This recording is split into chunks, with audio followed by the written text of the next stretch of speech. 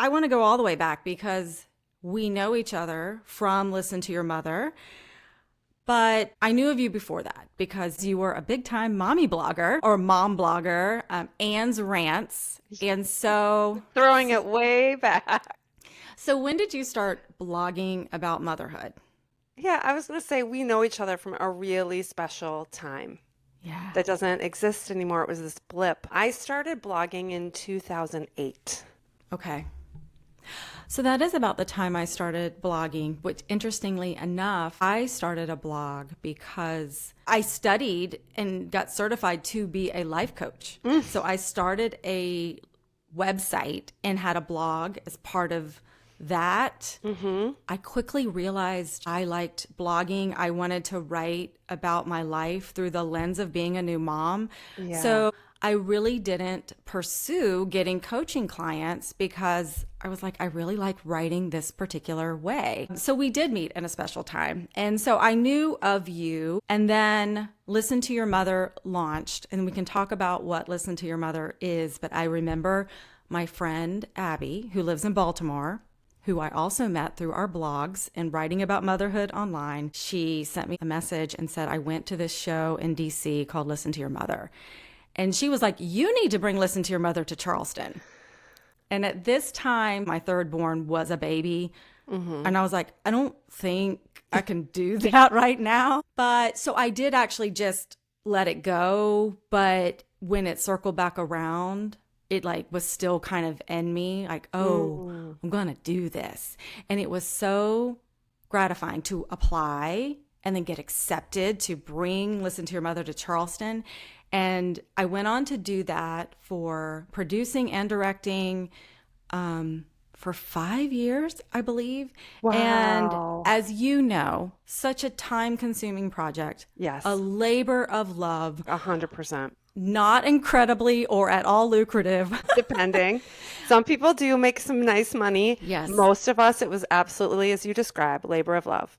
And it was, but it is still to this day one of the most gratifying things I've ever done, something that I am so proud of to have been a part of. But you were very intent that we make sure our shows were diverse, that we were reaching out to people beyond our social network. Yeah. And I felt like it was interesting that we did do that, but I felt like it attracted a diverse audience organically, which hmm I loved. I am still Yeah. connected to so many people who auditioned. Well, first of all, I was so surprised at how many people signed up to audition. And then when the cast is selected and they get together and they read their story for the first time around the table, the whole energy shifts because suddenly you're like, oh, wow. And it creates this connection through shared Yeah. stories. Yes. And it was so, so incredible. And You're giving me chills, Angie. I know sometimes I'm like, gosh, I want to do Listen to Your Mother again. Yeah, yeah, yes. And for people listening and just catching up, it's just your friends and neighbors coming together to read their stories from a podium. It's not actors. I mean, once in a while there's an actor like a published author, but the heart of the project was just everyday people, many of whom had never done anything like this, like never stepped up to a podium, never produced a show, but people were so motivated to tell the story on their heart and to feel that connection in a room full of moms and parents and grandparents, and people overcame speaking phobias. People, you're right, it was like a magnet. And I think there is something about those motherhood years that are so isolating and makes you start processing things from your life in a new way. And it was so incredible to watch people finding their voice, and the project really became a leadership project for the people like you who decided to produce and direct an event, many of whom were not involved in theater, had never run events. Sure, some people brought those skills, and most of the people who did run these shows were creative online women. The project grew so quickly, so they were really sharp community building women with tons of talents and really good at catalyzing community. But the lasting impact of the show, people ran for office, people Wow. started businesses, people, started entire new storytelling projects of their own. People tried stand-up comedy. There's a whole cohort in Boulder where they still do a show in like the Denver Boulder area. They've all become stand-up comedians. I mean, Wow. you can't even, and then there's just the personal stories of people bringing their partner, their mother, somebody to the show and it provoking conversations that change lives. Tons of advocacy where people who really needed support found one another and propelled one another to become advocates and allies. It was educational, but all in the form of entertainment and really energizing communities around motherhood. And you know what I loved about it? You don't have to have birthed a child Right. to be in this show, and you don't have to be a woman. Yeah. Everybody has a motherhood story. Yes, everyone. And I also want to say what is so beautiful about that now is there's no likes, there's no comment sections. Like you are just alone in the dark, surrounded by your community in this quiet space listening. There is such power. We do not do enough listening. We do so much talking and, you know, leaving our opinions and not enough listening. And the event that inspired Listen to Your Mother was at the Blog Her 2009 conference. They had something that they called the Community Keynote, where bloggers would submit their writing to try to be chosen to read on stage. And hundreds of people would submit their writing, and a dozen or so would get chosen. And I sat there watching it, and I had already had a master's in social work at this time, and I started out my young adult life as a stage actor. So I sat in the audience and I was so incredibly moved by something that, from a theatrical perspective, made no sense. There were no sets, there were no costumes, it wasn't memorized, they weren't even performers, but it was riveting. And I felt such a strong feeling of bearing witness, of the audience bearing witness to the reader. There was so much emotion. And it was, from a social worker perspective, it was so cathartic and catalyzing for everyone who was there.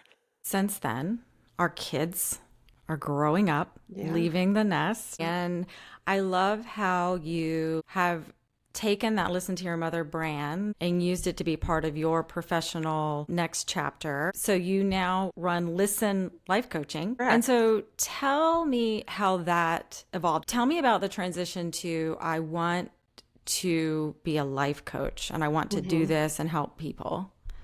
Well, it was always about listening. In fact, when I wrote my essay to get into my master's in social work program, it was all about listening. It was about how I had been chosen in high school to mentor an autistic classmate of mine who was nonverbal. And it was so intimidating to me, and I didn't understand my role then. Mm-hmm. But it was just like braiding her hair and being with her. Mm. And I talked about how I had volunteered at the Council for the Jewish Elderly the summer before I had written this application. And I was just serving snacks, and the people there would start telling me their stories. And it was so clearly important that I just sit there and listen. Some of them were Holocaust survivors, and it was profound. I could feel the therapeutic value of that with me not saying anything but listening.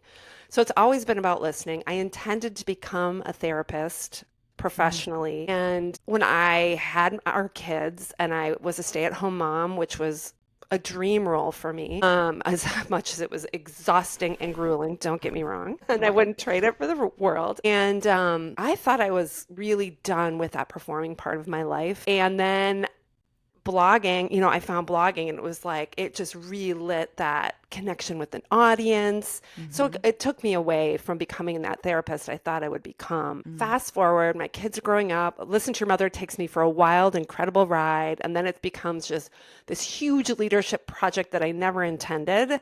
And I really wanted to just focus again on my family.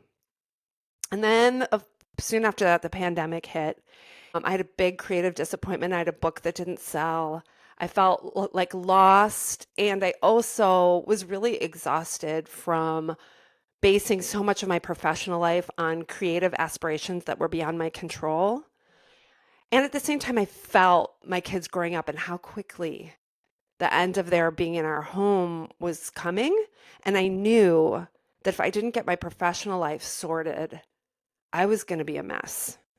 And so I looked at getting my license back as a therapist. And long story short, I had my own coach my whole adult life named Robin Shearer out of Oak Park, Illinois. And she just retired recently in her 80s, which is the model I'm following. And it was like, what about coaching? Because I had all of these connections with women already. I had a platform already.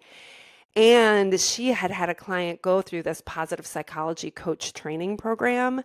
And I was so in need of the positive psychology piece myself that that's where I started. I just took one class to learn about positive psychology for the benefit of my own brain. And then quickly was like, yep, this is what I'm doing next. Let's talk about what positive psychology is and what Yes. it is not. Yes. So it is not toxic positivity. It is not turn your frown upside down. It is not fake it till you make it. Positive psychology is all neuroscience and evidence-based, and it is looking at what works for humans and how we get more of that. Because before the early 2000s, psychology focused on what didn't work, dysfunction, that whole DSM volume that we use to diagnose mental illness, which is critically important. Yeah. That was what psychology was. And all of a sudden, Martin Seligman, who was like a real renegade, and it was not received well at first, he said, and not just him, of course, he worked with lots of other people, but we need to figure out what works. And that's what positive psychology is, figuring out what works and how to get more of it in your life. I worked, or do you work with a psychologist when you go to therapy? I went to therapy when I went to left. a therapist, yeah. I went to a therapist for several years after I left my television news career. And I already knew I had a story and a book inside of me, but it was through the therapy process that I started to make connections that helped me see what was shaping my views of success, where and how my career and life even really got to a crisis in the first place. And it actually really helped me write the book. Where I'm going with this is when my book was coming out and you had started your coaching business, I reached out to you because I was like, I need what you're offering now because I don't need to talk about all the ways this feels vulnerable and all the things that could go wrong with this. Or it's almost like I need the courage to stand in my light now and bring this project to life. Yes. And I think it was really good timing of you showing up in my inbox and starting to promote your business. I'm not exactly, when did you launch your coaching business? Yeah, 2021. And I also want to say that our brains are all primed for negativity. So to just normalize that for everyone, that is where we go, even when good things are happening, Right. we become afraid. Like, that I'm going to mess it up, that I'm not going to be able to hold on to it, that I'll never be this happy again. There's a million variations of that. Right. And I also just want to say, like, I'm a big advocate for therapy. When a lot of times people come to me, I don't know if I need a therapist or a coach. There's a blog post right on my site kind of differentiating the two, but I'm very much like a both and, like, they serve different purposes, and but you were not in a crisis, like a life crisis. That's right. You were not having a chronic or acute depression or anything like that. You knew what you needed, and what I heard from what you needed is something I also related to. It is very hard to celebrate and savor and really take in even the good things in life. Our brains are not used to that. And that is something that we work, like that's what we did together, is help disrupt the stress so that you could really savor what you had worked so hard for. Yes. And that work, I did a group coaching program, and it really did help me be present, especially because a lot of things, there were things that didn't go right. And there were it's very vulnerable to release your story in the world. But it's not even about pretending like the negative isn't there, but it is exactly what you said. I celebrated that moment. I savored the moment. I'm still celebrating and savoring the fact that I accomplished that. But I do remember being at my book launch party, and I was like, this is actually how I saw it in my head. And that's Wow. almost rare. Like I could see the event. And then when I was at the event, I'm like, and it was it was more overwhelming than I thought, but it was only because of how many people showed up and wanted to talk to me. Like, why is it Yeah. such a surprise? It's like, it's Yeah. for me, but I'm like, it's Yeah, it's like, almost like a wedding, right? Where it's yes, like you wish you had hours to spend with each person, and there's right. just, that's not how it goes. Yeah. So it did a lot of wonders. So I will just share with the audience kind of what I gathered from what you were offering and what it helped me see. It's like we have the way I see it is we have two sides of our brain or two parts of our brain, and we have the saboteur and kind of like the caveman brain. And then we have the wise brain, the sage brain, Yeah. and the fight brain, the caveman brain. I don't know if I made that up, I like it. I like but it. it's very developed. Yeah. That part of our brain is in check. It is the sage, wise brain that exists, this part of ourself that is underdeveloped, or that's my Beautifully interpretation of it. Beautifully said. So we did a specific program that I use with nearly every single client now called Positive Intelligence. And people can go look at positiveintelligence.com. You can buy the program on the site, but you don't get a coach. Like, let's talk before you go and do that. But it is the most amazing delivery system for everything that we know works well with positive psychology. And what it is it's all about actually being able to disrupt our stress in real time because that Mm, left brain, that dominant, very, like you said, caveman brain, we need that brain in a true crisis, but that brain is over functioning and over dominant all the time. It's treating life like a crisis even before we're aware of it. And it mm, literally shapes and limits opportunities in real time. And it affects our relationships, our performance, and our especially our well-being. mhm, And so this program it's a 7-week program where you develop new habits, where you can disrupt that stress channel when you feel what we call the judge or the saboteur. And some people listening are going to know exactly what I mean right away. Like maybe you have a really strong inner critic, or maybe you have a really strong judge of other people, like whether you're like it or not, maybe that's where your brain goes to right away. And all of us have a little bit of both. And we judge situations as good or bad before we even know it and make decisions about it. And what mm, this program does is it takes your brain to the gym, literally, as you mhm, know, because you've done it. And every day you're just working on what they call PQ reps. Like you go to the gym and you do reps where you're just tuning in to your senses for 10 seconds at a time. It stops the thinking, slows down your nervous system, and then naturally you can access this right part of your brain where creativity, curiosity, awe, positivity, intuition, all of this most powerful, important stuff lives that gets checked constantly by this left brain that's so intrusive. And so by practicing this daily over weeks, you get a new operating system for your whole body. And then you can start making profound changes in your life. mhm. And the saboteur part, so the judge is like the master saboteur, judging ourselves, judging other people, judging situations. But then there's this whole cast of characters of 9 saboteurs, and we all have them in different areas of our lives. But like the pleaser, the controller, the victim, maybe people are nodding along, hyper vigilant. That's a big one right now with the stress of the modern world, and especially as parents. Hyperachiever, that's the one that was making me miserable and telling me I couldn't enjoy my life unless I was achieving bigger and better goals constantly. And you know what?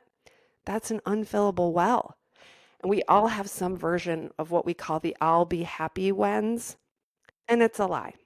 Yeah. It might be the bigger house. It might be the new relationship. It might be that book deal. And then that book deal is never enough because it wasn't a New York Times critic pick or whatever. It might be, your physical body. The never enough that like if I just do that one more thing, I'm finally going to feel okay about myself. And yeah, some marriages need to end. Sometimes you do need to get a new job, but that's different than this race to nowhere that makes all of us miserable and really interferes with the ability to enjoy our daily life. That's right. So when I took the quiz, I was so surprised. I thought pleaser, because I identify as a people pleaser. I thought that would be the number one. I was so surprised, and it was incredibly helpful that avoider, so Hmm. avoiding. This is the thing for people listening. It doesn't matter which saboteur, it doesn't matter if it's the judge or the saboteur. You become familiar with that negative bias in your head and you check it and you do Hmm. some PQ reps. And I can, give you a sense of what those PQ reps are right now if you want to for our listeners. Oh, sure. Yes. Are there Awesome. any that you remember that you like, Angie? So well, let me think. I liked sound, Mm-hmm. like the closest sound, the farthest away sound, because where I sit in my house, I can hear the cars on the road several blocks over. I can hear an airplane, but then I can also hear the sounds my house makes. So I find that Yeah. I liked that one probably the most. Okay, I'll go through a few and you can do them right now if you want to, or this is just for the listeners if you want to put in your earbuds and just like minimize your notifications. This is just going to be 2 minutes. And what you're going to do is you're just going to feel the seat in your chair and feel your feet on the floor. Or if you're standing, just feel rooted where you are and start to notice your breathing, just your natural breathing. Really paying attention to the rise and fall in your chest and stomach. So just noticing the effortless rise and fall of your chest and stomach.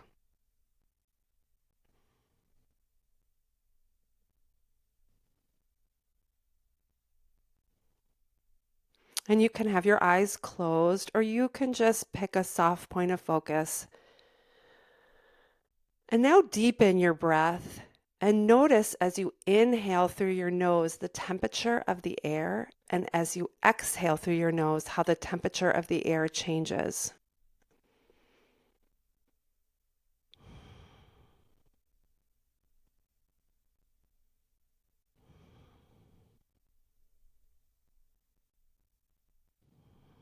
And let go of any thoughts you're having. It's perfectly normal. And now listen for the farthest away sound you can hear.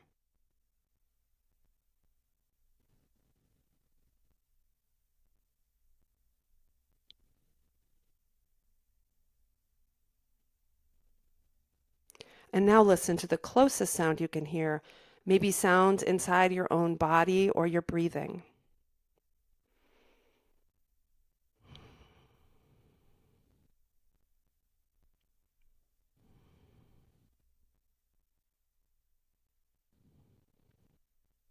And just let go of any thoughts you're having and take 2 fingertips and rub them together with such a tension that you can feel sensation on both fingers. Maybe you can feel the fingertip ridges. Maybe you can feel the edge of your fingernail, but feel sensations on both fingers.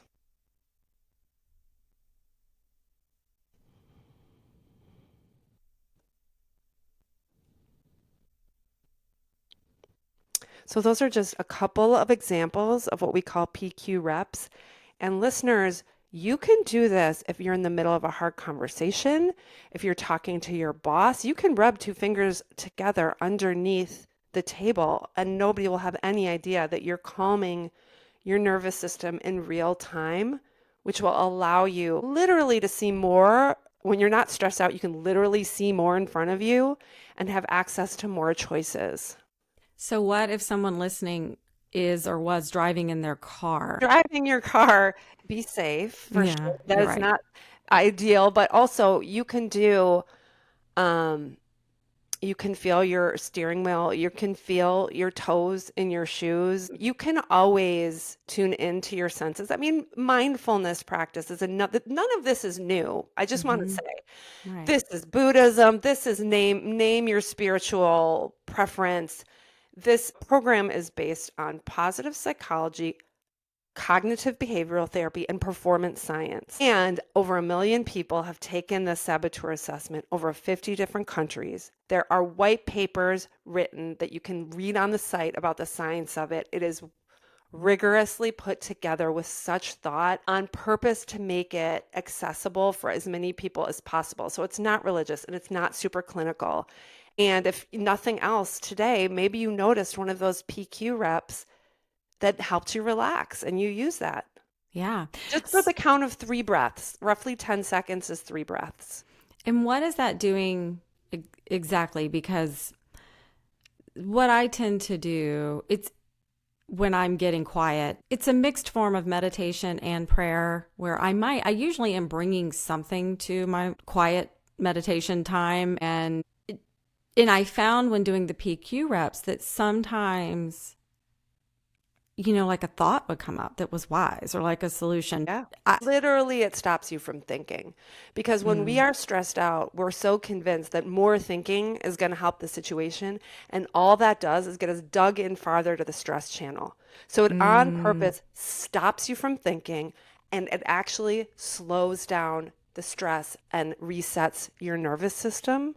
Because when you are calmer, then you have more access to that right part of your brain Ah, that makes where a the lot good of stuff sense. is. Well, and that's where I actually feel like I call it my wise thought, but it is different than all the other noise in my head. And now when I'm not doing something, I catch myself and it's like, you're putting this off, it's causing you stress. And what what if you just did it? And so Exactly. so Yeah. now I'm aware of my tendencies, even though maybe I still lean in a certain direction because it's my makeup for whatever reason. This is We the way I am. Is that how you would, is that I all mean, right? you're touching on some critical pieces of this, and I'm so glad you said. For one thing, the saboteurs and the judge lie. So if you're an avoider, your saboteur is promising you if you just avoid the problem, you'll feel better and it will go away. When in fact, the more you avoid and the longer you wait, the longer the stress goes and builds. Okay. And underneath all of our saboteurs is a shining strength that if we can stop the judge and the saboteurs from dominating our choices and our thoughts, the strength can better shine through. So an avoider is a really laid back, often friendly, happy go lucky person who goes with the flow and is really delightful to be around. That's like the shining strength. And if you remember, we started our work together doing the strength assessment where you know exactly what your signature strengths are. So when you're able to disrupt the stress, when you identify, okay, there's my avoider again, I'm going to do some PQ reps and then I'm going to make a choice for what to do next. Then you're letting your sage brain and letting those strengths guide you instead of the saboteur. So since you mentioned it, I wanted to go ahead and go over to the strengths assessment. I did take my profile again and it was a little shifted, but I think the top things stayed the top. Which But is, yeah, that's right. Yeah. yeah, and I think you probably find this with everyone. The first thing everyone does is go right to the bottom. Yeah. And Everyone goes right to the bottom. And it's so for me, which is kind of funny, a couple years ago, it was bravery. And this time it was humility. That makes perfect sense. Oh, That makes really? perfect sense. First Okay. of all, there's something about humility that I was just sharing with another client. And this, let me tell you, this assessment comes from viacharacter.org. And it was designed by Martin Seligman and colleagues. This is not part of Positive Intelligence, that program. And this is still a tool that I use with everyone when we begin because the focus on strengths is critically important when you're talking about figuring out what works. We all, just like the saboteurs, we all have these 24 character strengths. And the ones on the bottom just might be they are a little less natural to us and we have to work harder to use them. But specifically about humility, if you're an entrepreneur, you can't afford to be humble. Like that's part of your job to promote the book. So you've been through this heavy promotional season. So it makes total sense to me that humility is at the bottom of your profile. And bravery before, you really had to pull up your bravery to Oh, let that's this so interesting. beautiful, vulnerable, let me just glow about your book for a minute because it was so heart forward and pretty revealing about your inner life and the choices you made. So yeah, that completely tracks to me. I'm glad you brought it up now that you read the book because in reading the book, you got to know my husband through the story I told, and I think it is so funny because I had him take the saboteur assessment and the strengths assessment, because both of these are free assessments. You can Yeah, take the saboteur they're free. assessment on the And they're website. short. They take like 10 minutes. That's right. So my husband, who is a free thinker, he does things his own way, that kind of thing. He was sort of out on the premise of saboteurs. Like he's like, I don't self-sabotage, that kind of thing. But I was like, just take the quiz. So here's what's interesting. For that assessment, we are exactly the opposite. So where avoider is the top, it's literally his bottom one. Hyper rational is my bottom one. It is his number one. His second is controller. And the third is hyperachiever. And those are literally my bottom three. I mean, yin and yang, baby. This is how it works. But here's what's interesting. So I laughed because I'm like, I know you don't think that any of this is a problem, which I'm not saying it's a problem. What I'm laughing at is, this is why we clash all the time. And I know who he is and he knows who I am. But here's what's interesting. When taking the strengths profile, we were not that different. We weren't ranked exactly the same. But where love is my number one, hope and perspective and honesty. Those are my top four. Let me just take a look at his. His number one was honesty. And his number four was perspective, and love was not that far down. So what I found out is like there were only a couple that were on the opposite ends of the test, but not many. Most of them were in the same sort of section of ranking in a different order. And I was telling Sean, I was like, that's so interesting because we do have opposite personalities. So I was trying to make sense of that because I thought for sure both of the results, both sets of assessments would be opposite. And that's not the case. I mean, does that make any sense to you? Well, what I get from it is the beautiful thing to me is that when you can both disrupt your saboteurs, how beautifully you can come together. Right. And that when you are having friction, if you just can like get out of the position taking and the story and just disrupt the stress and consciously use your signature strength, you're going to have an amazing synergy. That's what I see from it. Yeah, that makes a lot of sense. And I think over the years, these are things we've discovered about ourselves. It's like we are the same and we're also different. But I think we're the same in ways that feel important. And it's just almost like we want the same things, but we come at it differently. Sure. And even if you had the exact same profiles, we're such unique, complex individuals that it would still be true, even if you had the exact same profile, because these are not typing systems and they aren't designed to be looked at that way. It's just tools to help us figure out what works, disrupt the stuff that doesn't work so we can better enjoy our lives, our relationships, and feel better. So on the note of feeling better, I always knew I wanted to have you on the podcast. But when I really was like, I need to reach out to Ann, it was 2 email newsletters that you sent out relatively close together with the subject lines. One was, what if it's wonderful? And the other one was, what if it works out? And these were coming out, if I remember correctly, around the fall. We had just sent our firstborn to college. Like Dylan left the house. I was getting back to work, kind of back in my groove after losing my mom this summer. Yeah. And I was surprised to notice this huge shift in identity that I was experiencing once again. The reason I was surprised is because I knew the change was coming. I tried to have an identity outside of being a mother, but it doesn't change the fact that it was a feeling of loss. There was a literal loss, like of a person with my mother, but also a loss of my child, who I still very much have a relationship with.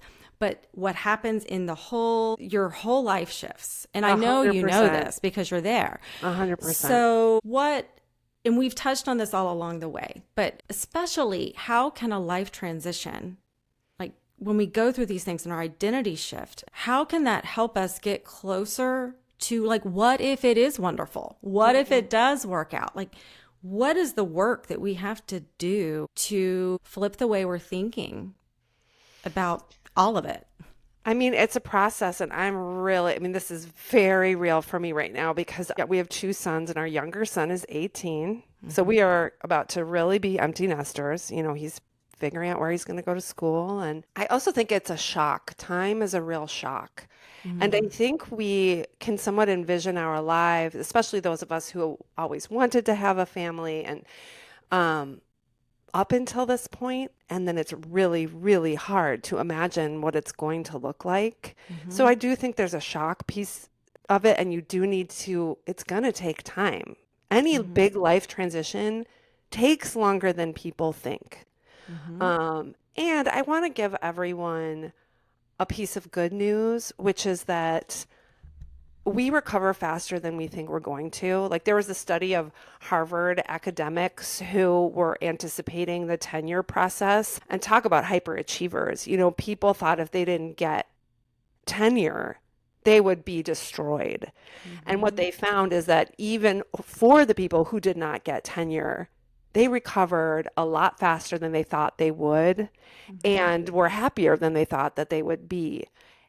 And we also do have to allow ourselves to grieve. You can't skip over that part. Grief is actually love, and it's in our bodies. And there's no one right way to do this, and not something I'm going to be able to like prescribe in a podcast. But whether it's an actual death, I mean, the death of a mother is so profound. And sometimes that grief is even more complicated when you didn't have a great relationship with your mother. And the grief of a life stage ending and a profound shift in a marriage. And you can't skip over it. I mean, you can, but it's going to show up. It's going to be disruptive. It's going to cause stress and maybe physical stuff in your body because of the tension that feelings cause when we push them down. So just knowing that you can't jump over it, it's going to be hard, and you're going to come back up to a mood baseline. You're going to be you again. And that if you can know where your signature strengths are, even if you just take that via strengths quiz, those are huge clues to how you can feel like yourself again, how you can lift your mood, to really look at those and figure out how can I use those in my life. So these are like self-propelling positivity generators when we are using our signature strengths are the things that make us who we are. And we figure them out in childhood. It's how we figure out how to navigate the world in childhood, to stay safe, to find friends, to navigate the world. And what happens is this connection between our strengths and our saboteurs is we develop these well-worn pathways in our brain for navigating the world. But as we become adults, the saboteurs jump in and they overuse and abuse these strengths. So if you're a kind-hearted kid who made friends easily, and like I'm a child of divorce. I had a very chaotic childhood, but I had a lot of love. I had wonderful parents, several of them. But I learned really quickly that how I was going to most enjoy my life was to get along with everyone. And an interesting piece of this is my family, my parents who would not talk to each other, were forced to come together when I would perform on stage. So you can see the seeds of that pleaser and that hyperachiever because it really worked for me until adulthood when it didn't. That's right. And the achievement was leaving me to misery and taking me away from the joy of everyday life. And the pleaser, when the saboteur pleaser is driving the bus, I like look at it like a little poodle up on her hind legs, like, panting. It actually gives you the opposite. When you're pleasing everyone, you have no boundaries, you become resentful and you burn out. And really that's the case with most of these, it's all of these saboteurs, even if it's a different route to get there. When you're controlling everyone, the lie of the controller saboteur is that if you just have things your way, you're finally going to be if things are going to run smoothly, everything's going to be as it should be. Because the more you control people, the worse off in your relationships. You're actually stifling creativity and you're getting the opposite of what you wanted in the end because you're suppressing and causing more stress. How do we, kind of on a final note with a big question, but how do we do our work in the world and lean on our strengths when we're watching everything going on in the world? And for many, it's very concerning times. And I imagine you get a lot of that. This is the primary question in every single session right now, and for me as well. And I just want to say a few things, which is that all the terrifying, depressing events going on right now, the last thing that I'm going to do is also let this steal my joy. This is our one life. This is it. This is our one world. Okay. So that's number one. I am feeling very defiant in my joy. And I've been like thinking on another newsletter for a while, and that is figuring out how. So, first of all, if you are in a crisis, there are many people in a genuine crisis right now. They may need to move geographically to get the health care they need. There are people getting fired from jobs. There are people whose children are not safe, whether it's LGBTQ plus. I mean, there are so many things going on. It feels like chaos. So if you're somebody right now who's in a crisis, the first thing you need to do is get to safety. Like none of this stuff you can afford to think about. And that left brain is going to help you get to safety. That's what you're wired for.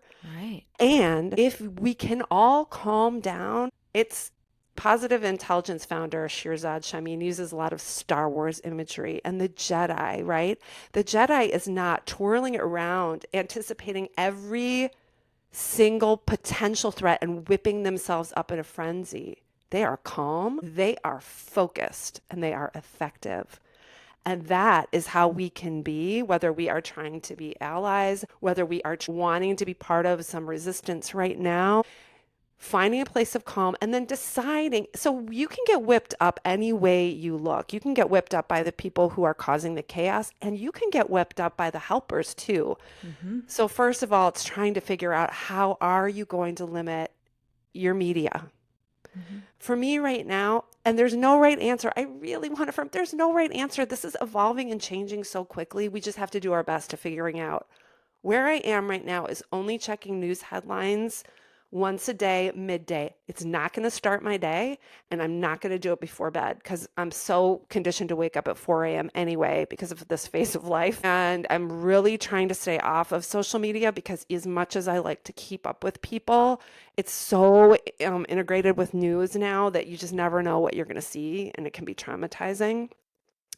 And then the ways that I give, not only call it good enough, call it good. This is going to be the newsletter, call it good. So, call your representatives every day is something I've heard. I'm not doing that. I downloaded an app and I called that good. It's like a calling app. It's like 5 calls in 5 minutes. And I'm thinking maybe I'll do it once a week and I'm going to call it good. I'm not just going to call it good enough. I'm going to call it good. Good. Got it. Because otherwise, even if there's a candidate you're passionate about and you give, for me, that feeling of then the next day you get another ask, I just feel like that trips up my pleaser saboteur so much. Like it's never good enough. It's never going to be enough. And so this week I donated to the Amazon wish list for the high school, and I'm calling that good, and I'm celebrating that. And this is what we need to do. We need to let things count. Yeah.